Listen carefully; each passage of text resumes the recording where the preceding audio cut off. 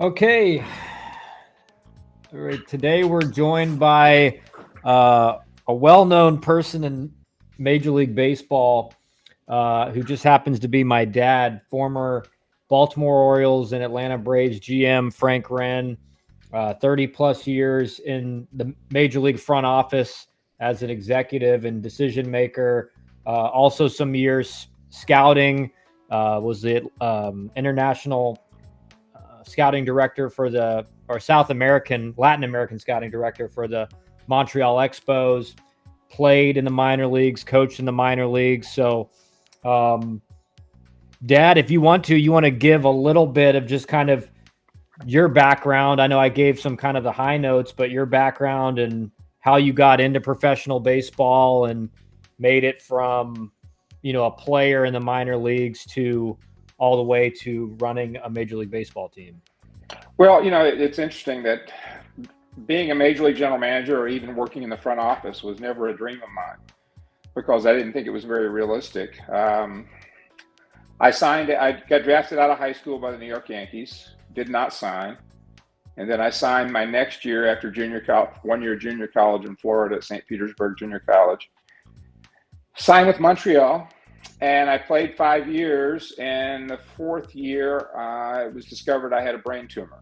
And I had surgery when I tried to come back and play the following year. It had affected my reflexes and my ability to hit. It didn't affect me speed, defense, that type thing. And so I played a year, and then Montreal offered me a coaching job. It offered me the opportunity to stay in the organization, which I did. And I coached for 3 years. And then they wanted me to go into the front office. And I really had no interest in that. And I remember Bob Gebhardt, who was the first GM of the Colorado Rockies. Bob flew down, and he was our farm director. And he said, I'd really like you to come into the front office for a year. He said, you can always go back on the field if you don't like it. And Murray Cook was the general manager at that time. He was very involved. Bill Stoneman was a senior vice president. He was very involved. So I agreed to do it. Didn't think I would last long, but later that year I started liking it. And Jim Fanning, who was a veteran baseball guy, both with the Atlanta Braves and the Expos, we were having dinner one night that first year, and he said, Frank, someday you're going to have the big office. I really didn't know what he was saying, but he was basically referring to the fact that someday I'd be a GM. And that was really the first time it ever came into my mind that anything like that was possible. And so I got an opportunity to go into the Major League front office the next year as the assistant director of scouting with Gary Hughes. Mm-hmm. And he and I had a great relationship, and we had some great drafts in Montreal. And then a couple of years later, Dave Dombrowski came over to Montreal from the Chicago White Sox and became the farm director. And Dave and I built a great rapport. And when he became general manager, he made me the director of international scouting, which in those days, international scouting was really just Latin America. Yeah, you weren't going over to Europe or anything like a lot of or Japan or anything like that. Yeah, Asia was a very minor part of it. Was starting to become a talent source, but really, not many people had tapped into that yet. So it was really we were talking about the Caribbean. And so Dave had some great contacts from his White Sox days, one being a gentleman, Angel Vasquez, who owned the Mexico City Reds, and he was born in Cuba. He actually was a rival of Fidel Castro when they were coming up through high school and primary school in baseball. Yeah. And so Angel kind of showed me the ropes throughout Latin America, introduced me to all the right people and helped me get started. And so I started running Latin America, which I really enjoyed, and also doing the U.S. scouting and as one of the national cross-checkers with Gary. And I really enjoyed it. Probably my favorite job I've ever had in baseball was cross-checking the country, seeing the best talent, high school and college-wise. And then Dave was named the first general manager of the Florida Marlins when they got the expansion franchise. And Dad, going back to your being the international director of scouting, which is essentially kind of the Latin American director of scouting, you took classes to become as fluent in Spanish as you could be, right? Because So I mean, you were talking with a lot of people who, they weren't English speakers. No, not at So, all. I had a tutor come to the office when I was in the office 3 days a week in the afternoon for a couple hours and taking private Spanish lessons. To the point where I got conversationally fluent, where I could understand and they could understand me, and I did a lot of big deals totally in Spanish back in those days. yeah, But you quickly lose it when you don't use it. yeah, So then the Marlins got that expansion franchise in '91. We didn't start actually playing games till '93, and so Dave asked me to come along as the director, as his assistant general manager. At the same time, I mentioned Bob Gebhardt earlier. Geb and I had worked together in Montreal. He became the first GM in Colorado, and he wanted me to come as either the scouting director or farm director to Colorado. mm-hmm. So I had a meeting with Dave in Miami, and I was supposed to fly that afternoon to Colorado to meet with Geb. And after meeting with Dave, I decided to take the job in Miami. And part of the reason was that you and your twin brother were about 5 months old at that time. Yep. And I just thought we already lived in South Florida. It would be much easier on your mom and family wise to stay there. And I had a great respect for both GMs, but Dave and I had a closer rapport at that time. So it just made the most sense. Yeah. And so what goes into, I'm sure there's a lot of people that, you made a pretty quick rise from being a player, dealing with the brain tumor and then going into coaching and scouting to all of a sudden being kind of the number 2 guy in the front office. What is the difference between a guy who's, a national cross checker or even a director of Latin American scouting versus being the assistant GM? Well, I really think it's kind of your skill set. There's a lot of guys that are great scouts that probably are not great administrators. And there's an administrative skill set that you need if you're going to do those jobs at the major league level, especially, the assistant GM where you're negotiating contracts, you're involved in the arbitration, as well as depending on your background. I came from a playing scouting background, so you're also a talent evaluator. So it's a different skill set than a pure talent evaluator, which most guys have on the scouting side. And that's a very valuable tool. If you can evaluate talent, you're valuable to an organization. So yeah, started in 93, we started playing, and by 97, we had a world championship team, the 97 team. And in 98, we had to tear it down. And at the end of that year, I got the job in Baltimore as the GM. Yeah. So, and what you just said can kind of take us into kind of one of your first thoughts on kind of the current state of baseball in general. And that is, you mentioned, I had a former playing career. So in a large sense, you had an idea of, I know what these guys are supposed to look like because I've been there. I know what the mentality has to be to survive the grind of professional baseball. And on a more personal level, what it's like to be gone for 7 or 8 months out of the year. Mm-hmm. And now what you see in the large portion of professional baseball are guys who, didn't play at that level, whether they're a hitting coach in the minor leagues who's, very adept at some of the analytics stuff, but can't really connect with the player when, in my case, my biggest slump was 0 for 28 in AA in Biloxi. And when you're going through a struggle like that, every single thought enters your head. Is this the level where, I'm not good enough anymore? How do I get back to even finding a hit? And having someone there that's been through something like that, I'm not against all the analytics and hitting, but you need someone who can help you in that stage because, a swing change isn't going to help you when you're 0 for 28. Most of the time, it's just going to make it worse. So why do you think, and what do you think needs to be done in baseball to kind of encourage and incentivize a lot of the GMs and president of baseball operations now to fill their, not necessarily entire team of personnel with former players, but definitely you want near a 50% representation probably of guys that have been there before, right? Yeah, I always thought I was doing my players a disservice if I put people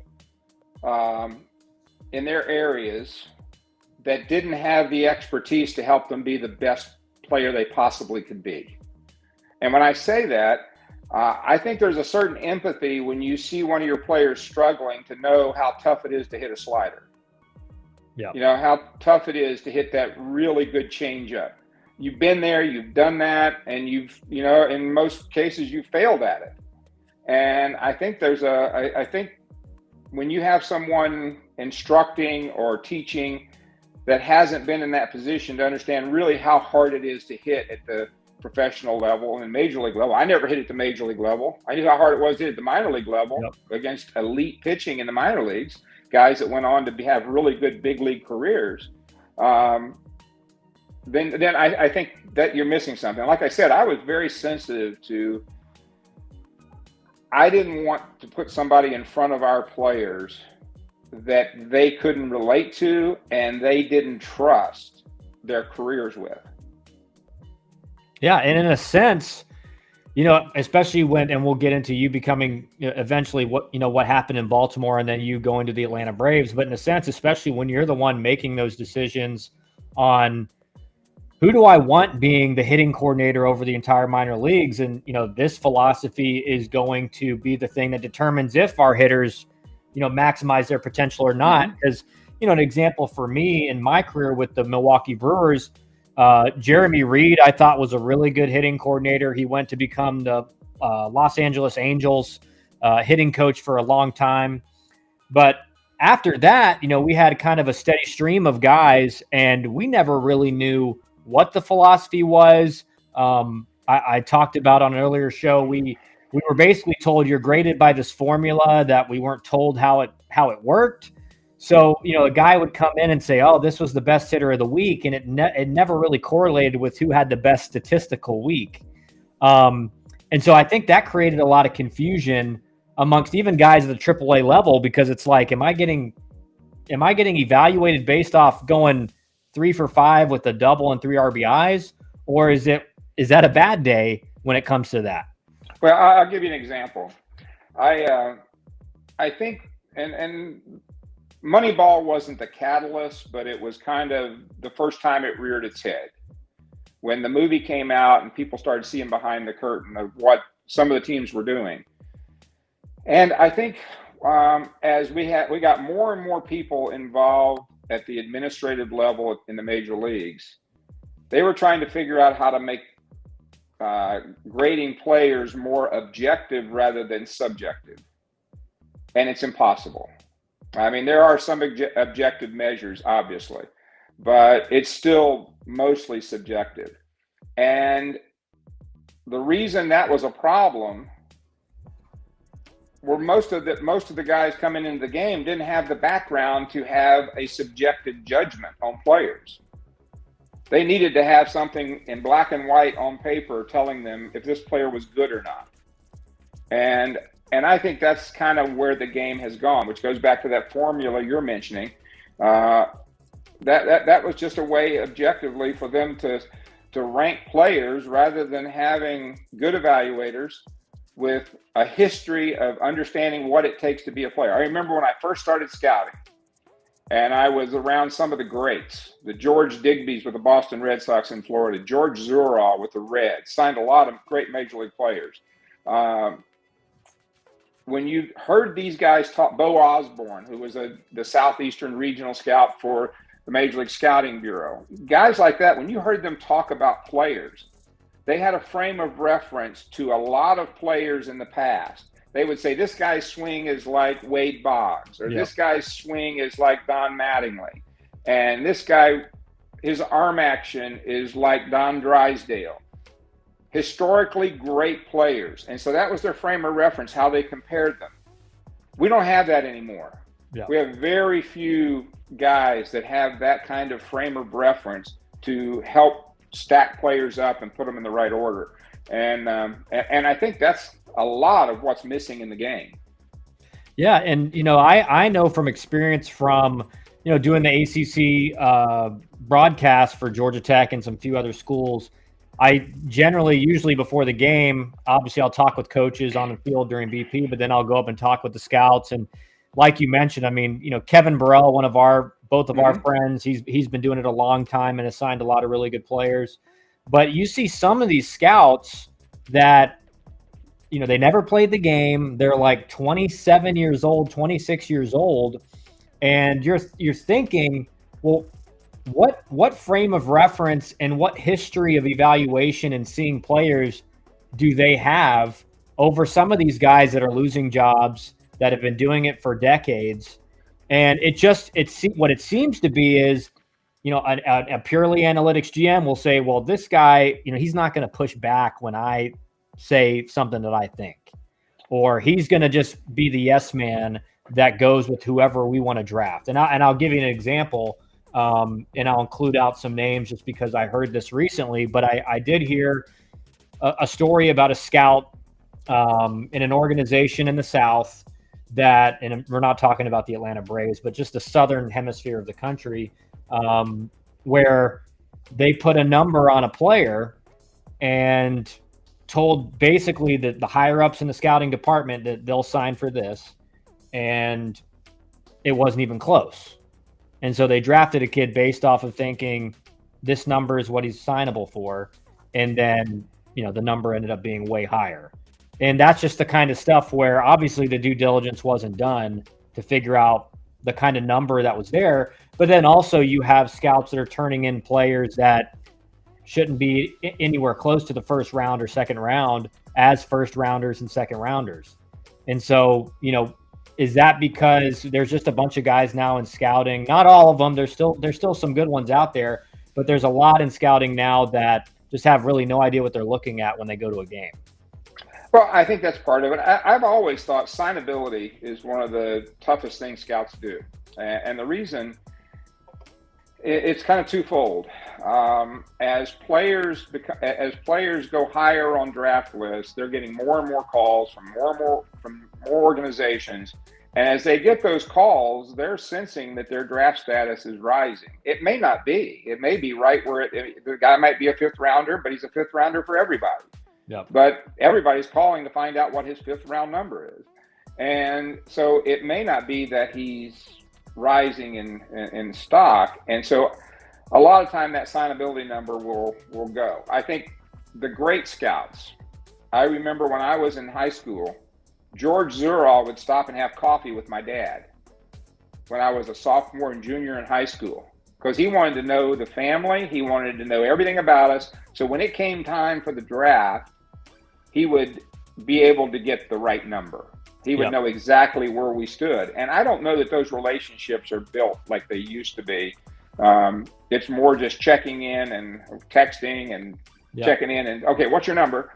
It's not a relationship that's been built. I know, Kevin Burrell, as you said, is a friend of ours.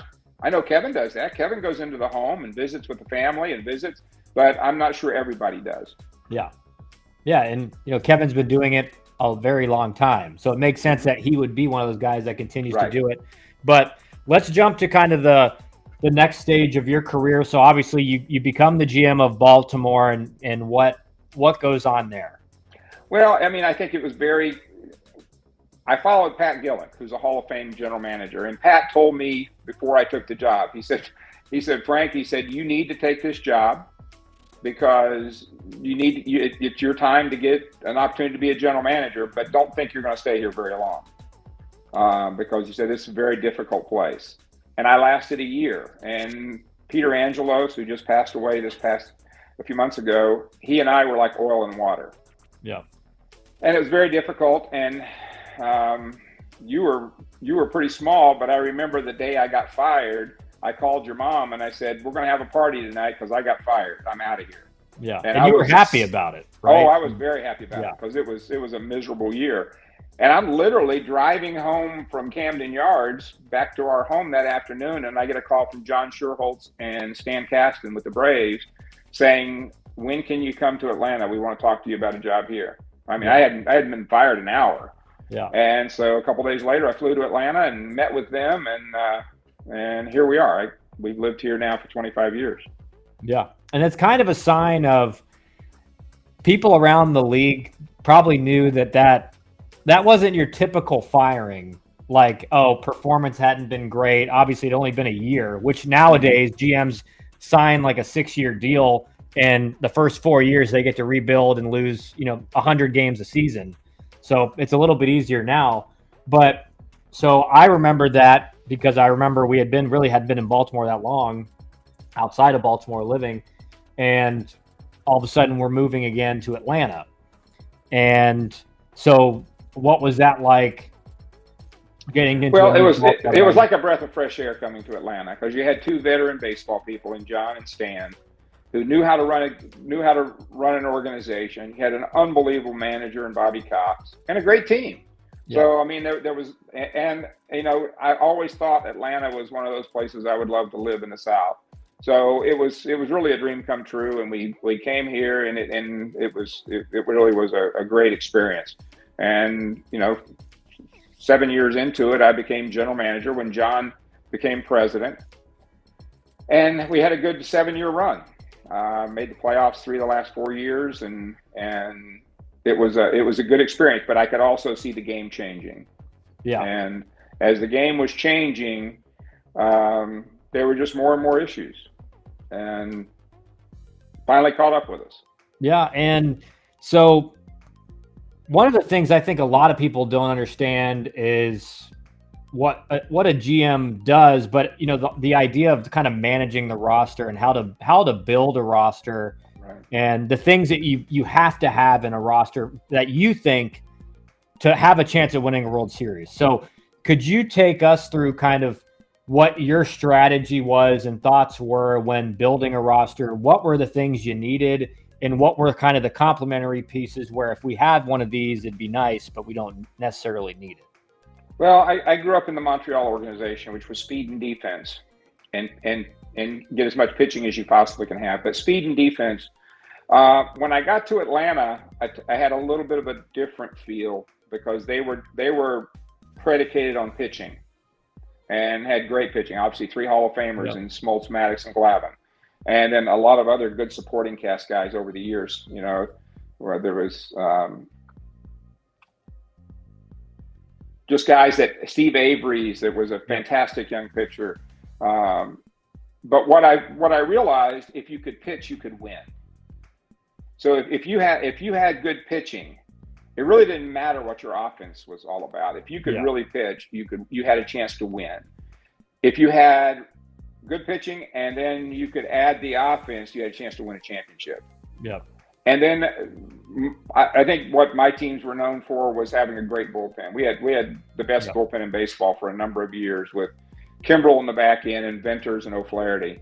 Those 3 guys were, their ERAs were all in the ones. They were dominant. They were just, I mean, the game was over. Yeah. And I think building a bullpen, that allowed you, if you could pitch, you could make sure you hold on to those games late that a lot of teams were losing. And if you could hold on to those games late, then at the end of the year, you're going to have a pretty good season. And then we had, then it's to kind of surround your offense and your key guys. I mean, you want to hold on to the hitters. To me, there's hitters, and then there's complementary players. And there's very few what I call really hitters. Those are the guys that when they come up, it doesn't matter who's on the mound. It doesn't matter if it's the ace, the closer, the setup guy. It doesn't matter if it's situational. Left, right. It doesn't matter. They're going to hit. We had obviously one of the best in Chipper Jones, Hall of Famer. I mean, the guy, he was going to hit.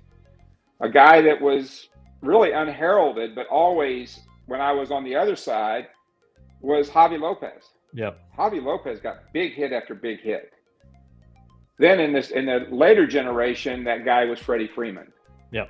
Freddie Freeman just unbelievable approach at the plate, short swing, stayed inside the ball for a guy with long arms and long levers, stayed inside the ball great, and knew how to hit, and he took what the pitcher gave him. Yeah. So I think that's the key. You've got to have those kind of guys in the middle of that lineup if you're going to compete late, because the other guys get shut down in the postseason. Yeah. So one of the stories I remember about you that you got a lot of flack for at the time, but this goes back to you yourself being able to go and evaluate and not just rely at looking at numbers or looking at metrics. Was when Tom Glavine, I think it was his last year of playing, and he was trying to make the big league team, and you had signed him, I think, to a minor league deal. Mm-hmm. And it had been a later deal, so he had to go down to the minor leagues to make a few starts to see if, and I'm sure his contract had an out in it, so he had to be in the club or he could sign somewhere else. And you went down there, and I remember looking at the numbers of the stats, and he had thrown well. I mean, if you look just purely at the numbers, you would think he's probably good. I mean, you probably should call him up. And you made the decision not to add him to the big league team, which, of course, Braves country, them being just Braves fans and Tom Glavine fans did not like at the time. And he ended up going to, I believe, the Mets. And one of the things you told me was, his stuff was good enough to get AAA hitters out, but it wasn't good enough to get major league hitters out. And he went on to have a not great year in New York. So what was it that you saw that made it to where you could confidently say, I just don't think he's got good enough stuff anymore to get major league hitters out? Well, I saw him once. I had a number of our evaluators follow him every start at that time to get a good feel. And I'll be honest with you, that was probably one of the top 2 or 3 most difficult decisions, both on a professional and personal level, because I have so much respect for Tom Glavine. Yep. And so much respect for what he had done for the Braves. And sitting across the table from him when we told him, that was hard, really hard. And I think the big issue was that I always thought Tom, what he did so well was his changeup and his fastball and location. All of a sudden, there wasn't that much of a differential between the fastball and the changeup. Yeah. And that's what our evaluators were saying, that they just thought that the good big league hitters would be able to sit and it wasn't a big enough differential to make it a swing and miss. They were going to put it in play. They were going to put it in play, and that was going to be the biggest issue. But like I said, that was a absolutely horrible few days making those decisions, and that's a bad memory. Yeah, and that's one of the things, I had talked with friends about that, and as I've gotten older and kind of look back on it, the other thing is this: it's like, sure, you would have loved to add him to the team, and it would have, all the fans would have loved it and everything like that. But at the end of the day, I mean, it's your job to win and put the best team on the field, and you're making money for a family as well. So, it's that decision of, even though I would love to have Tom Glavine on a team, I'm sure he would bring a lot of veteran expertise and, help the younger pitchers. But if there's no spot for him, you can't just make one because it's the easy way out. And I think that in those 3 guys, I will tell you that Smoltz, Maddox, and Glavine, they made your team so much better because their ability to see the game differently than even most major leaguers. I mean, they saw the game differently. They had deeper insight and better understanding. I had a tough time talking to Maddox because Maddox was so far out there in his understanding of the game that I didn't want to embarrass myself because he just saw the game differently. And I mean in a good way. There's some guys see the game differently and they don't have a clue. Yeah. But in his case, he saw the game differently, and it was fascinating to hear him. And I could see him doing things. I mean, I know we were in a playoff game, and after the game, Maddox started the game. And we go into the office, John Schultz and I go into the office with Bobby after the game, and he says, I got to tell you this. He says, Maddox is always giving us a rundown. Before the game, he'd come sit with Bobby and say, this is what I'm going to try to do. And if I get to a point where, I'll let you know. And the big hitter was a big left-handed hitter on this team. And he said, this is what I'm going to try to do to him. And so it was a big situation about the 7th inning. We got a 2-run lead. And I could tell Maddox, and John and I are sitting together, and I could tell Maddox his stuff is starting to come down a little bit, but he's still getting them out. And Leo Mazzoni goes to the mound. And I see Leo come running back, and he's kind of got an impish grin on his face because we're sitting right by the dugout. And he goes and tells Bobby. And so what he tells Bobby is that Maddox says he's gonna fire this inside. He's gonna pop this guy up in foul territory off third base. Yeah, I remember the story now. And so he says, "You remember what happened? He popped it up to Chipper at third base." Yeah. And it was a big situation. And I mean, John and I are both sitting there, and it's got a big sigh of relief. Yeah. And the other part of that is I'm sitting right beside Bobby Cox's wife in the club box. So it's not like we could say, I can't believe Bobby's leaving him in there. Yeah. So we're kind of holding this inside. And Bobby's just laughing. He said, and Maddox said he was going to do it, and that's what he did. But that's how gifted he was. That's how unbelievable. He had unbelievable stuff and command of his stuff, and he had the ability to read a bat, which, that to me, that's another. That doesn't even exist anymore. That does not exist. Yeah. Yeah. And I guess that's something we could talk about, that because that idea of reading a bat, and something I learned from playing center field for so many innings and games was reading a swing of a hitter and understanding, he's not going to be any pitch up and in, he's not going to be able to do anything with, or up and away, or, if he's got a really vertical path, like the pitch up, he's not going to be able to do any damage with. So if I see something in the bottom of the zone, I got to be ready to get a jump on it. And you talk about Maddox, and really Glavine was that same kind of pitcher.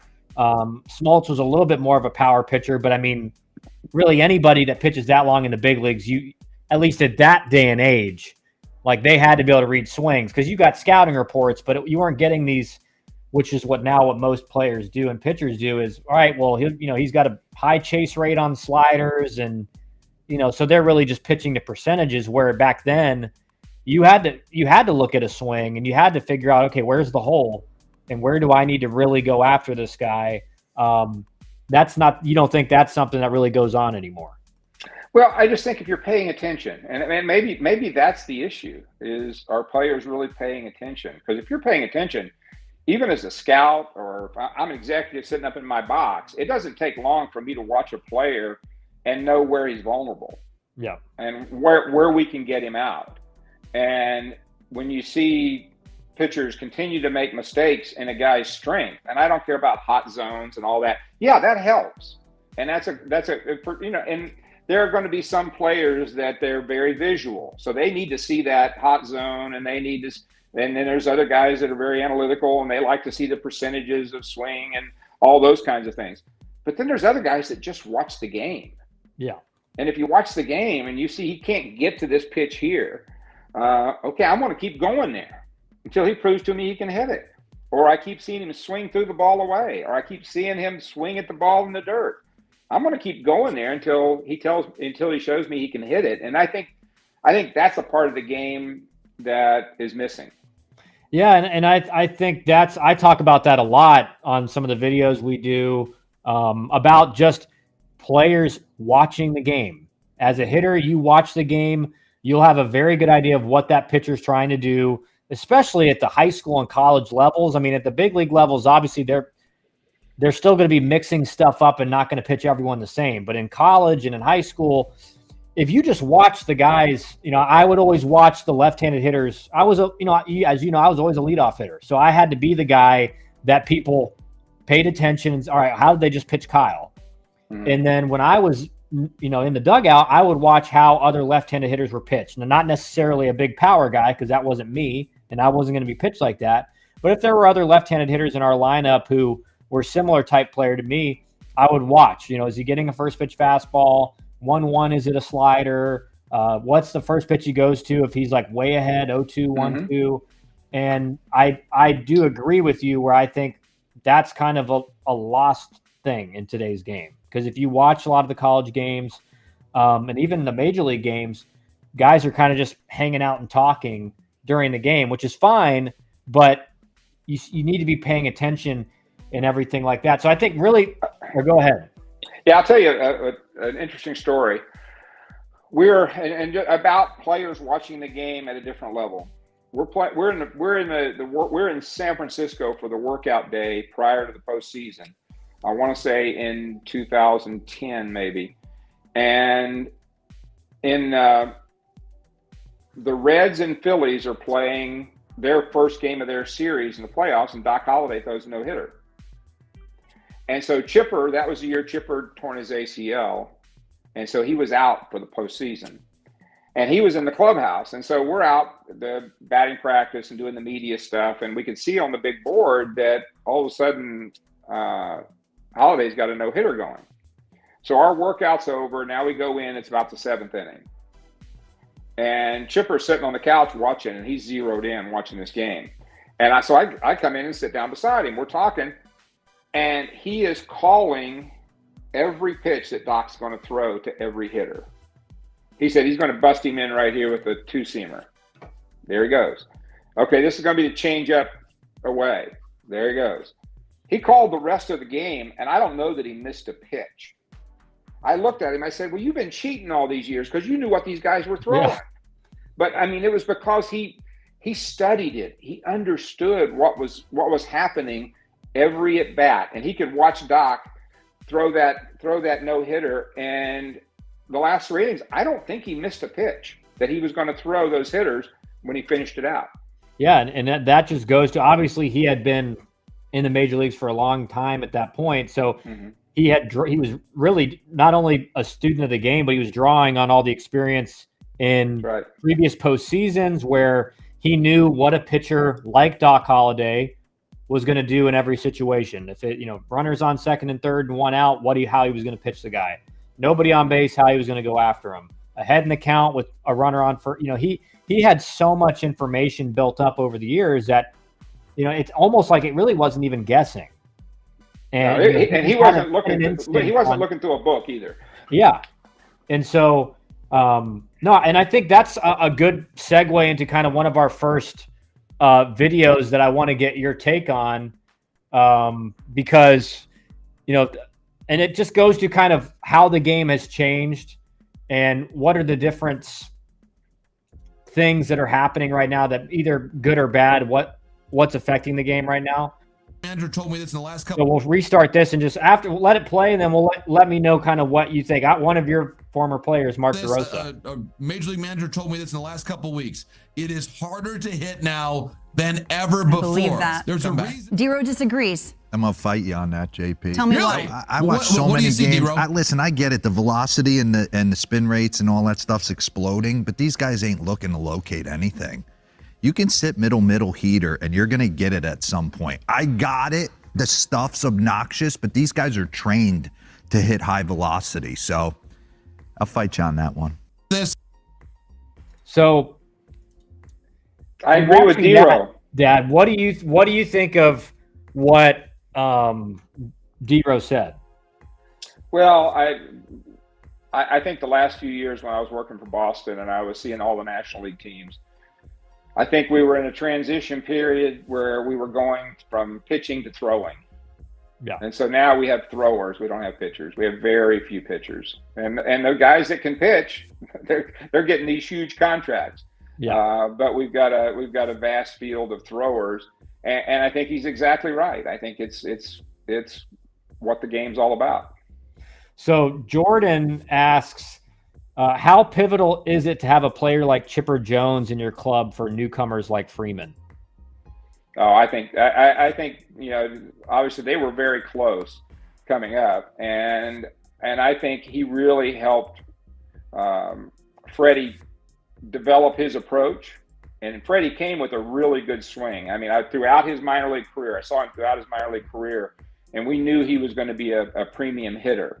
Fans might remember we had the opportunity to sign he and Jason Hayward at the same time, and we chose to sign Freeman to an 8-year deal and kind of wait and see on Hayward because Hayward was having more difficulty at the major league level.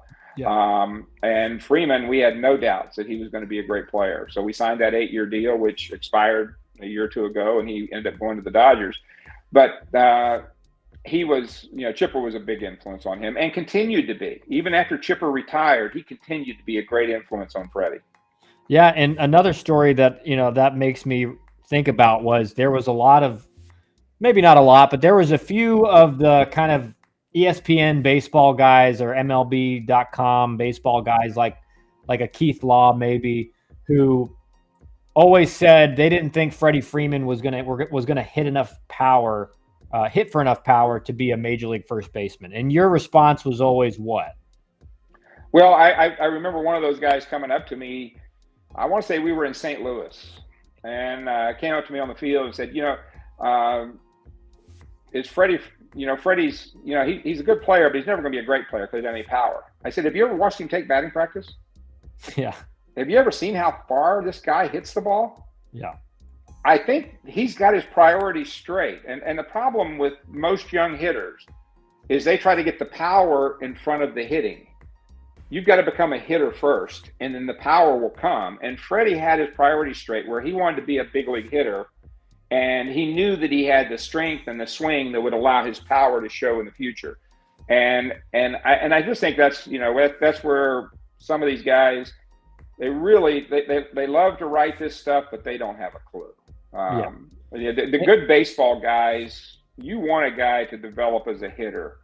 And that the common term you would hear from the veteran baseball guys, the power will come, but you got to make enough contact that the power matters. And that kind of gets back into maybe one of the ways the game has changed 100% is what you just said. Is the most important thing for a hitter is to learn how to be a hitter, which is how to have a good at bat, quality at bats, before just trying to hit a bunch of bombs and hit for a lot of power. And what you see now is, man, if you want to be a prospect, you better start hitting for power, and it better be right away. And so I guess the difference is, it seems like a lot of these new GMs would rather have a guy, obviously OPS is one of their favorite stats, but they would rather have an 800 OPS guy than a potential 900 plus OPS guy, because you're not a 900 OPS guy unless you can really hit, generally speaking.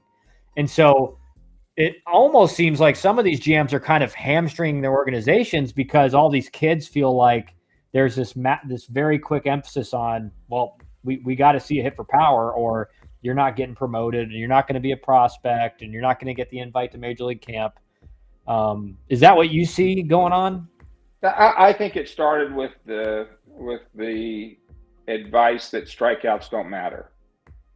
Once they kind of planted that into kids' head that strikeouts don't matter, they lost them, because we just saw guys, the two-strike approach disappear, putting the ball in play disappeared. I'll still take that. I remember several years ago when Javi Baez he was blowing up as one of the best players in the game, and everybody was talking about him. And I remember seeing him play in a series in Cincinnati, and I'm sitting there watching this guy, and he came up, and all he's got to do is put the ball in play in the ninth inning, and the Cubs win. And watched him take 3 of the biggest swings I've ever seen a player take. He had no interest in putting the ball in play. Yeah. He had interest in Javi Baez being the star of the game. Yeah. And that mentality, and I remember writing in my report, this guy has unbelievable defensive ability. He has all the athleticism, but he has no feel for the game. Yeah. And he has no feel for what it takes to be a winning player. And I just think it's hard to put a great team on the field. And believe me, he's talented player. Yeah. But his approach was that if I can't be the star of this game, it's okay if we lose it. Yeah, I'm not going to ground out to the middle of the field to bring in the winning run. If I'm gonna get the winning hit, I'm gonna drive it off the wall or drive it out of the park. And what a lot of people on the other side would say is, well, Frank, pitching's just gotten so much better that hitters just can't compete with it anymore. Do you think there's, and I'll give you my opinion before going to you, but I think a lot of we know, and as a guy who was scouting really, or maybe you're not that old, but around the time when radar guns were officially used. Mm-hmm. And those things were not nearly as accurate as what we have now. They would register the velocity at, maybe halfway to home plate or, a third of the way to home plate. And so the velocities were lower for those guys because, as we both know, the fastest that pitch is going to be is right out of the hand. And usually like a 90-mile-an-hour fastball, by the time it crosses home plate, is like 82 or 83. And so if you're catching that thing halfway home, a 90-mile-an-hour fastball is going to show up as 86, 87. And so I think there's a lot of people that it really doesn't even get reported, but a lot of this spike in velocity isn't essentially a spike in velocity. It's just the guns have gotten way more accurate in the last decade. And so what people were throwing in 2005 would have been, Smoltz's 95 or 96 would have been 98 in today's game. I do think that in general, their velocity has increased in a small amount, but it's what a lot of people think is, well, guys are throwing 4 or 5 mile an hour harder on average than 10, 15 years ago. What's your response? My take is I do think they're throwing harder. I kind of came through the evolution when I first came into scouting. There was one gun. It was the ray gun, and it was made by Decatur Electronics, and they basically specialized in police radar. And they had a special gun they used that they sold to the baseball scouts, and that gun tracked the ball to the plate and basically picked it up at the plate.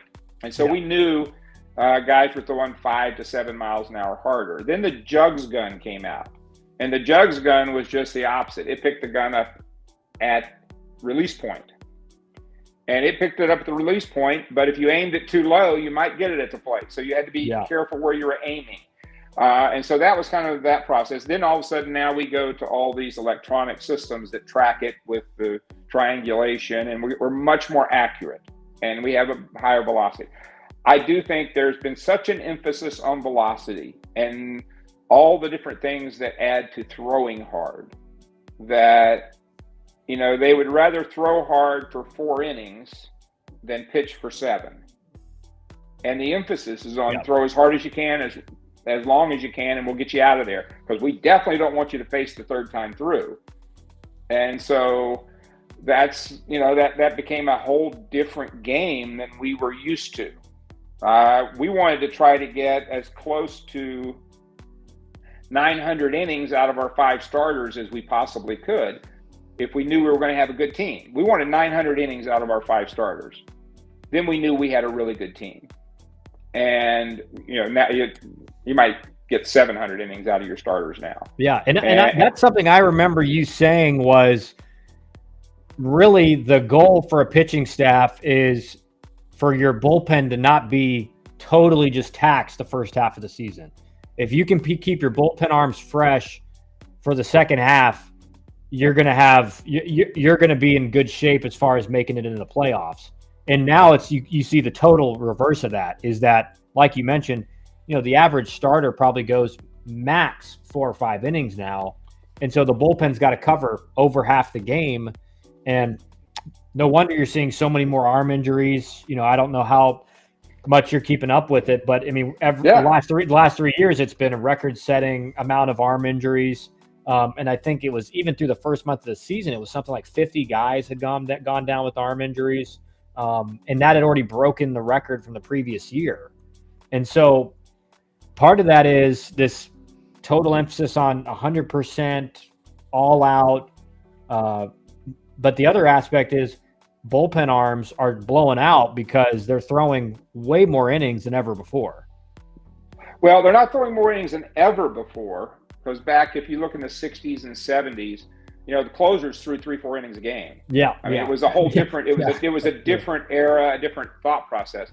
But this is one of the stats that drives me nuts. When a team goes and gets their starter because the opponents are hitting 350 versus that starter third time through. Yeah. Well, that also means that he's getting them out 65% of the time. Yeah. So if he's going to give up maybe a hit or 2 in that 5th inning or 6th inning, I would rather have that than go to my bullpen early and just keep having to use more guys. because that's also why we hire a manager to make those decisions. That, okay, he goes out in the fifth, the third time through, and the first guy gets a hit. Well, maybe he gets the next 2-3 guys out. Well, okay, now they're hitting, they got their 1 out of 4, 250, or maybe they got 2 hits and they hit 400 off of him. They got 2 hits in that 5th inning, but he still got them out and got us to another inning. And so that's where you've got to have a feel for the game versus just being robotic, using the stats to make all your decisions. And there's managers out there that are very robotic, use the stats to make every decision. And, that also helps them in that post-game press conference. Yeah. Well, they're hitting 350 off of him third time through. I had to get him out of there. Yeah. No, you watch him and you try to get another inning out of him, because that's going to save your bullpen for September or August. Yeah, and so that kind of takes into another thing I wanted to talk about, whereas now, and this, it's kind of funny, because what you pay a general manager or a president of baseball ops to do is really make the important decisions about the ball club and really build a team for the entire regular season that can get your team to the playoffs. And then really it's about, all right, which teams are the hottest at that time and play the best. But what you're seeing now with a lot of these analytics GMs, the guys that have never played the game, have never been around the game really, except for in a front office role as an analytics guy, is they really aren't even the ones making the decisions. They run AI models, and they run a bunch of different outcomes through the models, and the models will tell them, well, this is the best idea. This gives us the highest chance of the best deal, or the best team, or the highest winning percentage.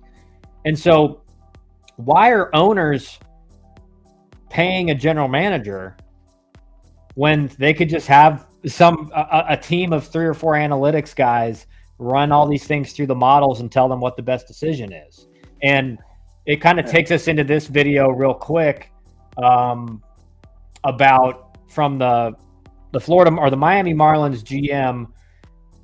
They've had a pretty rough start to the season, and this is his response from, a few reporters basically just saying, 6-24 to start the year. What are things that need to improve, or why are we starting out this bad? Evaluate the moves that you made in the offseason thus far, the players you brought in, your evaluation on those. I can confidently say that it's too early to have a strong evaluation. I think that we've seen some positive things with guys like Calvin Fauché. We've seen some players that I'm confident are going to improve based on what they've done so far. But at the end of the day, we have to remember it is not even May yet.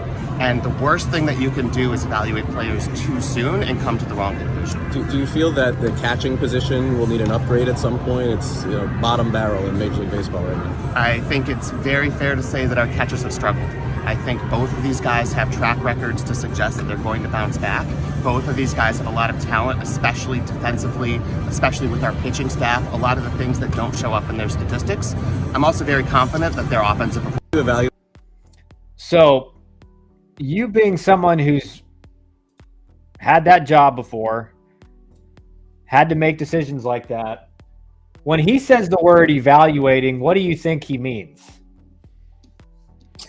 Well, I don't think he's evaluating as far as looking and make a subjective judgment on the player. I think he's watching the numbers.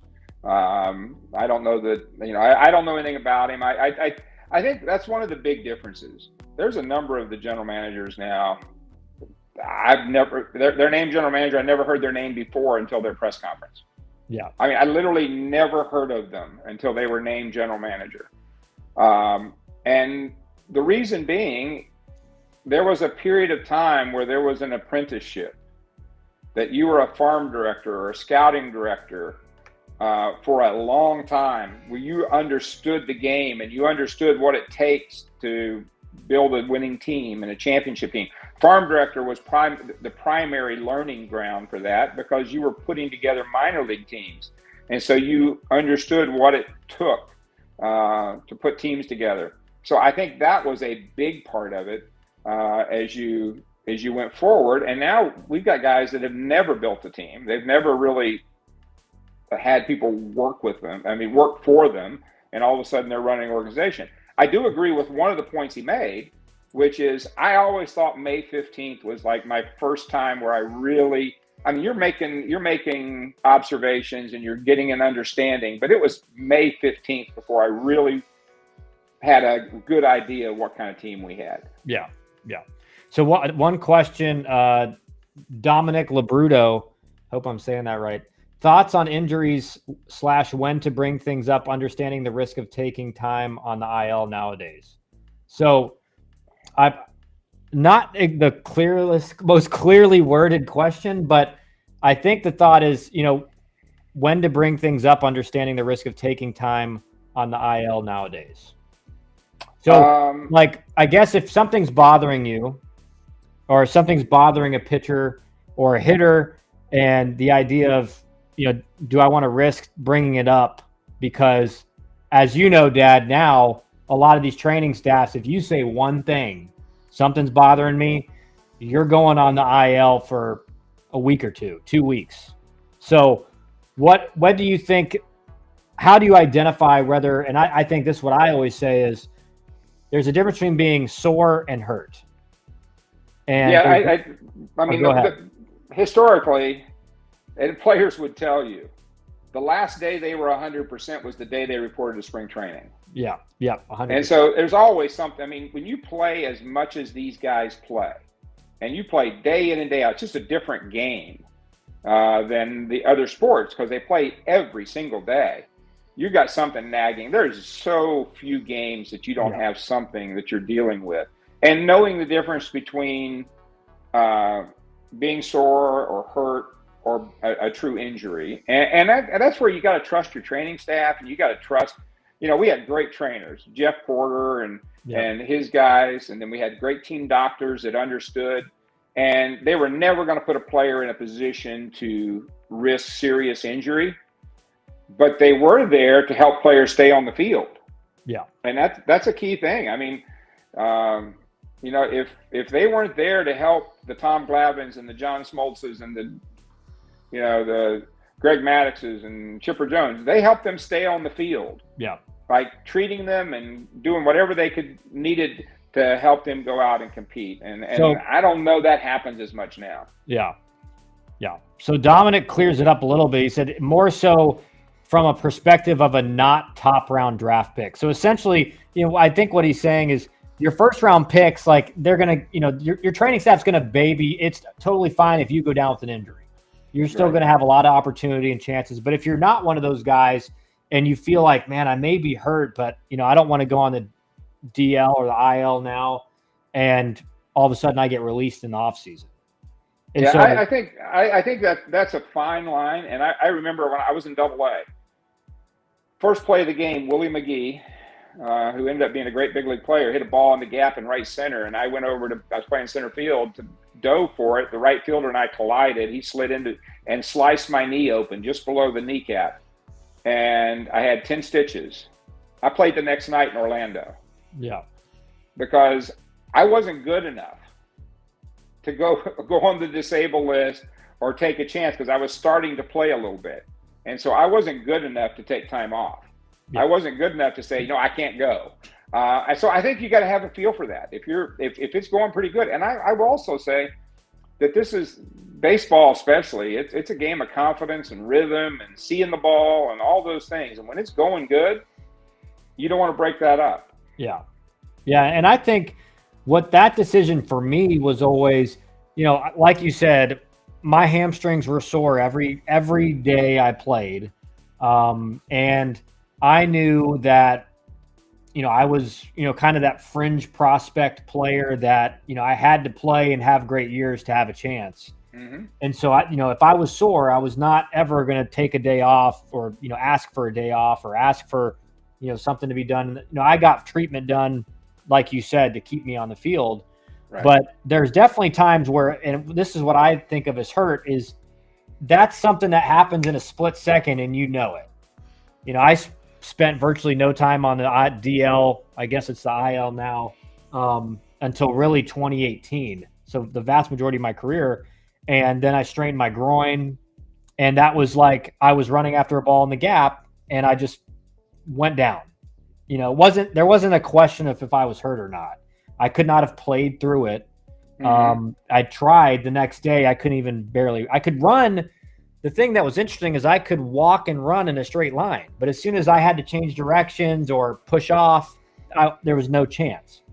And so the difference between really, I think there's times where, if you're hurt, your performance is going to suffer too. If you're sore, it's probably not going to, but I think it's a good question. And then we'll get to this next video here.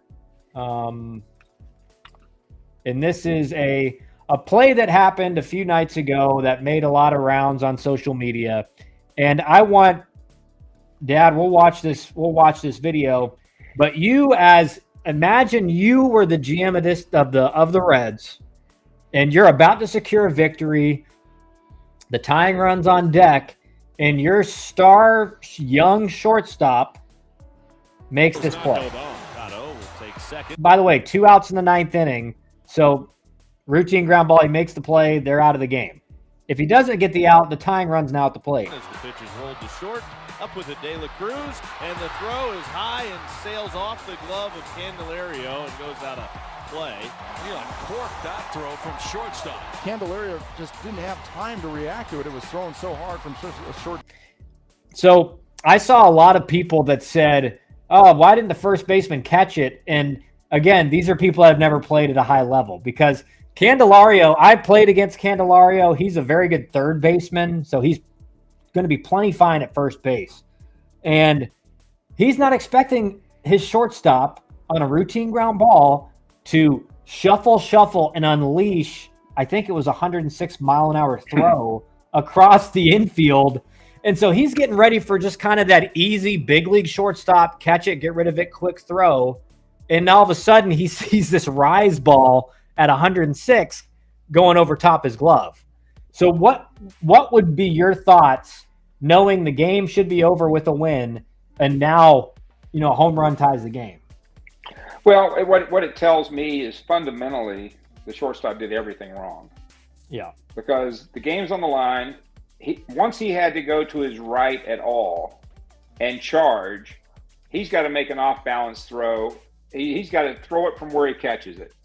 He doesn't have time to come up and shuffle and get on top, because it was almost, even if the first baseman catches it, it's bang, bang. Yeah. If he throws it from where he catches it, he's out by 2 steps. Yeah.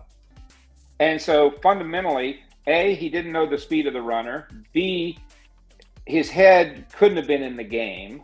Yeah. Because it just fundamentally was poor preparation. Yeah. And luckily for the Reds, it reminds me of, there was a guy that played shortstop. He was a number 1 draft choice, Sean Dunston, for the Chicago Cubs in the 80s and 90s. And Sean Dunston would make throws like that every game.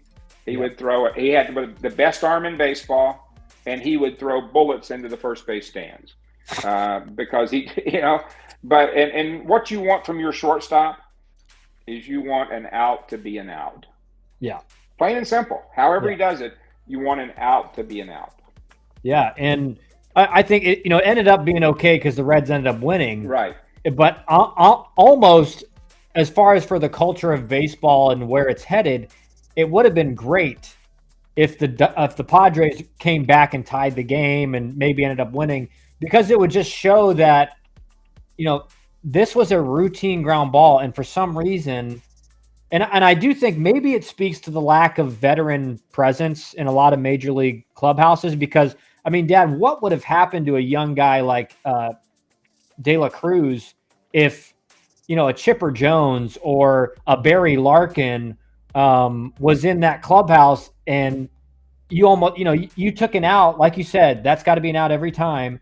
And it's almost like you tried to make it on ESPN top 10 with your cannon of a throw, and almost cost us the game.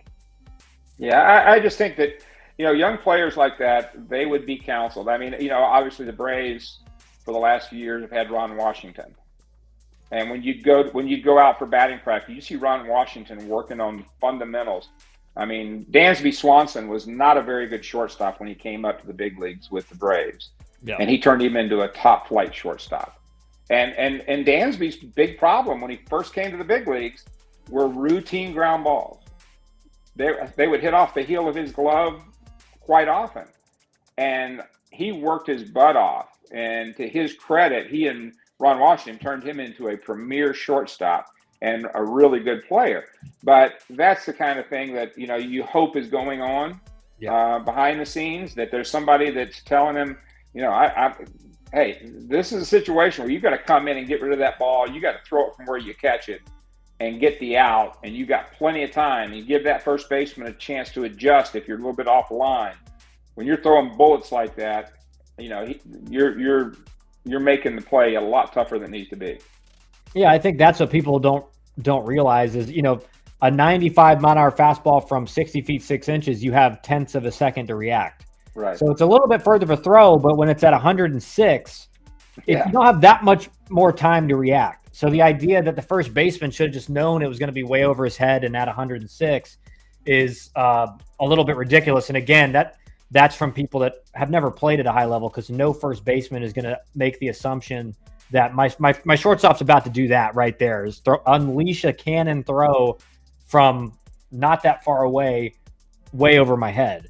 And I think when you're a first baseman, your anticipation is I'm looking here and below. Yeah, because I'm gonna try to dig that ball out of the dirt, because most of the time those throws are going to be down or in the line, and so you're preparing to stay out of the way of the runner, get the ball out of the dirt, and all of a sudden now you're down waiting on it, and it's way over your head, and that ball's sailing.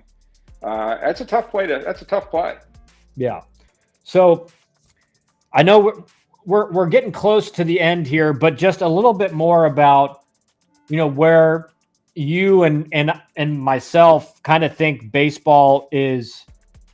I think we would both agree baseball in a lot of ways is headed in the wrong direction. But I was talking with one of my friends this morning about what he's seeing across the high school level and college level, which are just pitchers and hitters doing these insane antics off the mound, or after they get a base hit. And it just seems like and we were talking, and I said, I'm not for anyone getting thrown at their head. Like, that is out of line. Did they do that in previous eras? Yes. Bob Gibson would do that all the time. But I'm not against a guy wearing one in his back or wearing one in his leg, because it just prevented what we're seeing now in Major League Baseball, where we're seeing more all-out brawls and fights amongst teams, more so than in previous years, because now you're not allowed to police the game yourself. And we have another question from Dom, so we'll go to that real quick. What are your thoughts on the number of home runs being hit in college? Do the differences between now and maybe even 5-6 years ago play effect in the way you value these players at the professional level? Yeah, I mean, I think when you see the home run totals we're seeing and the way the ball's flying, I think you've got to measure that and say there's something going on with either the baseball, the bat, or both. Yeah. And when that happens, I mean, we saw that 20 years ago with the old aluminum bats, 15 years ago, I guess, really, with the old aluminum bats, and the ball would jump like crazy, and you're figuring 10 to 20% difference in travel, the velocity off the bat and how far the ball travels. And so it makes it really, really hard on the scouts, because they're trying to judge put a power grade on guys, and they're seeing balls go further than they've ever seen, more often. I know I've seen a couple of your videos, Kyle, where you've showed guys that get jammed and pop the ball up and balls out of the ballpark, and that's really hard to evaluate.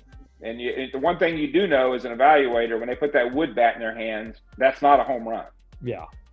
And I think what I've heard from talking to scouts at some of these games is that, the elite guys, like, it's not, those guys are the elite power guys. Right. The Jack Caglione, the third baseman at University of Georgia, Charlie, I can't remember his last name, Charlie Condon, I think. But those guys, that are at 30 or around 30 home runs, those guys have big league power. They have, at least plus power tools at the next level. But it's the guys that are hitting the 13 to 15 home runs that scouts are saying, how many less home runs in 60 games is he going to hit Instead of 15 in 60 games, is it 6? Is it 7? So does he end up still being like a 20 home run guy? Probably not. And what, you hit on it, Dad, like when I was playing with the BB core, I remember going to pro ball and taking BP for the first time, because that was right when those bats were changed. They hadn't changed the balls. So the bats were terrible. I remember getting to pro ball and taking BP and thinking, this ball, it jumps harder off the wood bat than it did off the metal bat. Right. Now the wood bat was way less forgiving, but if you hit the barrel, to me, and the ball was a tighter ball as well, so that probably had something to do with it. But to me, now we're seeing guys break home run records from the previous era 15 years ago, right, before they changed the bats. And so, I think for most evaluators, the fields in professional baseball are bigger, the pitchers are better, and you're using a wood bat. So how much less home runs if you're saying over 60 games he hits 20 home runs, well, what's he going to hit in pro ball with a bigger field against better pitching with a wood bat? But I will say this, the good evaluators, and this goes back again to that frame of reference and experience watching players. They can see when the guy makes good contact, the trajectory of the ball, and how it carries versus these mistake home runs. And his swing plane and everything like that. All those things, that all goes into his grade. And so the good evaluators, they've seen it. They will recognize what's a legit home run, what's legit power versus. But I do think some of these young scouts that don't have a lot of experience, they're going to get fooled. And they're going to put a big number on a guy that is going to go into pro ball and fall on his face, because, again, that's where experience and scouting really matters. And that's the thing. I think it's hurting a lot of these college players, because for me, that adjustment to the minor leagues and the wood bat was not as big, because they had the bats were so bad. Oh, they were 3 or 4 years in college baseball.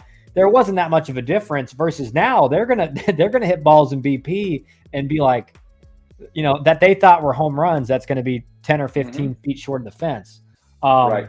But back to what we were talking about, where do you think, the fundamental flaw of baseball right now and where it's headed, or where do you think, I guess it's kind of a two-pronged question. What do you think is really the biggest thing wrong with baseball right now? And then what needs to change to fix it? I'm not sure that there's one thing. I mean, I think there's so many things that have contributed to that makes the game not as good. And I hate saying that, because everything I've done is because of baseball. Yep. But I don't personally enjoy watching the game at the major league level right now. Yeah. And I haven't for a number of years, because I don't enjoy watching guys not understanding the game. Like we talked about the Javi Baez example. I was shocked in spring training when they were talking about how I saw some writers talking about how important speed is to the game, where we had about 15 years where they thought speed was irrelevant. Well, when they limit the number of pickoffs you can do, so that if you do too many, you can just steal without a pickoff. Right. All of a sudden, it becomes more important, I guess. Yeah, but we went through a period where no stolen bases, no bunting, no moving the runners over. 90 feet's important. Yeah. And having guys that can handle the bat, all the strikeouts in big situations where guys don't understand, they just got to move the baseball. Yeah. I think all those things contribute to being making it less interesting to me. The throwing, not pitching. I want to see a guy with a great changeup. I want to see a guy that can spin a breaking ball and knows how to use them to set up that hitter. That's why I watch the game. That's what I enjoy about the game. And when you don't see that anymore, I don't enjoy the DH. I don't like the DH in the National League. And I know there's big proponents of, why do you want to see a pitcher hit? It's not so much I want to see the pitcher hit as I want to see that manager manage. Yeah. I want to see him make decisions in the 6th, 7th inning, and I want to see how that's how the game turns over. Yeah. And that's what's interesting about the game. And, There's it's just different in that regard. Yeah. And I agree completely, and we'll get right back into it. Cameron Layfield, thanks for the question. College players are getting older by reclass. So, Dad, there's a lot of high school players now that are, they're dropping a class. They're reclassing, so they're older when they get to college. And then with the COVID seniors, which is Cameron, this is the last year in college for that COVID eligibility. So you will see that go away. But you are right about the guys reclassing that are going to be older in college. And he asked, do pro teams still want young prospects? Yeah, and I think that's what's happened. I mean, that's why so many young Latin players in the minor leagues and eventually in the major leagues, because those players are in the systems earlier.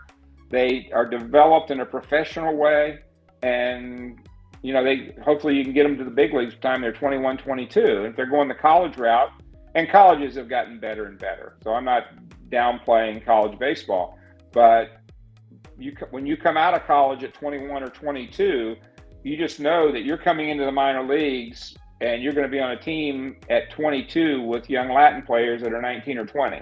Yep. And then all of a sudden, it becomes a difference in your career. Yeah. Yeah. And it's a thing with kind of the players union that they've brought up a bunch, is that, your American players from college, if by the time they get to free agency, if they're really good, they get to the big leagues by the time they're 24, probably a little bit later than that, 25. So they don't get to free agency until they're 31 years old. If they're in the big league. They got one trip to free agency typically. Yeah, they got one trip to free agency, and by that time they're 31. So most of these GMs now, that's too old to get any kind of big deal. And generally, Cameron, how it works is, based on the amount of money you bring to your organization as a those first 3 years, you're underpaid. Those second 3 years as you're in arbitration, you get paid probably about what you're worth. And then typically, in your free agent years, you're eventually, like, think about Albert Pujols, you're getting overpaid because you're going to sign a longer term deal. And usually by the end of that deal, you're not the player that you were when you signed it. But back to what you said, Dad, and Cameron, thanks for the question. I say that, I bring that up all the time, and I think a lot of people just don't think about the game like that anymore. They don't even make that connection. When I say, well, you kind of needed a really good manager in the National League.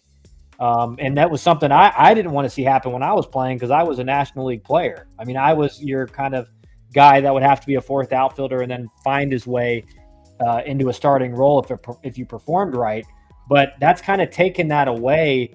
And what I think is that it's made it now to where in both leagues, an analytics type GM can really make all the decisions that happen before the game and during the game. Because now, in the National League, you could go over every situation in the book, but if something was going to come up in a National League game that you could not foresee. And so that manager would have to make a double switch, or do we pinch hit him here, or do we let him go one more? And that's all gone away now. Yeah, and we've seen, there's been a lot of postseason games in the last 7 or 8 years where it was obvious that the game was scripted, and it cost teams world championships. Yeah. Yeah, where pitchers were getting pulled with a low pitch count and giving up one hit. And I think it was the Tampa Bay Rays that you're talking about where, it was Blake Snell. It was Blake Snell who I think it was like in the 5th inning or something. He was pitching a gem, and they said, up. And it was like exactly what you mentioned. Well, third time through the order's coming up, and, even though we're winning the game and he's lights out right now, and that's the subjective part you talk about where, sure, the numbers say something, and you want those numbers. You want to have as much information as possible.